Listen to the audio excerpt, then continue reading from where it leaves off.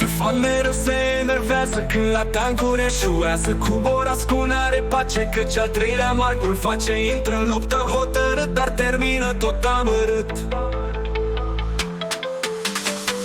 Lui cu temegiul îi place și se duce la boschet. De ce să vezi, tundra nu-i merge și în runda iar o pierde.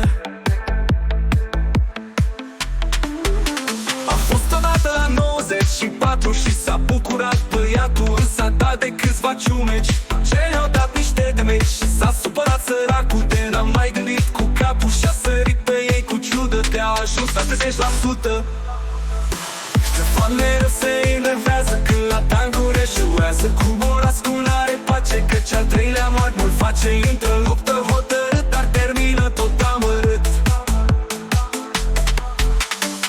O mare șansă a avut și rău îi pare că a pierdut. El zice că nu-i mai pasă, dar noaptea doar mai visează. Ascultul să fac un ban, dar eu cred că e golan. Vrea să o ardă la derută, căci că n-are valut. Acum o dă cu TVP-ul să mai tragă de timp un pic, până mai scade eu că prea tare s-a mărit.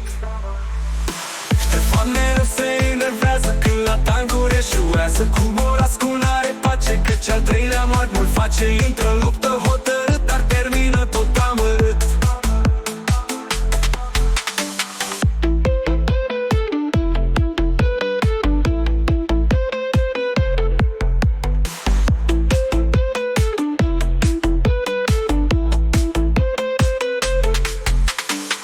Șansa a avut și rău îi pare că a pierdut.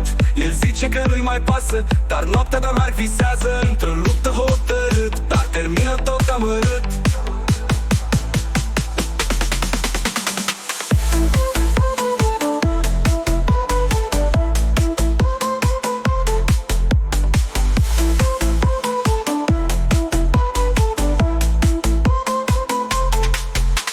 O mare șansă a avut și rău îi pare că a pierdut.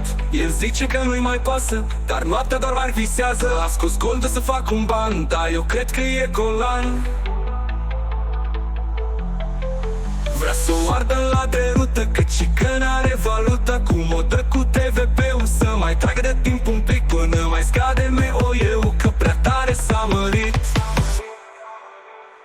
Ștefan mereu se enervează când la tancuri eșuează. Cu Borascu n-are pace că cea treilea Marcu îl face. Intră în luptă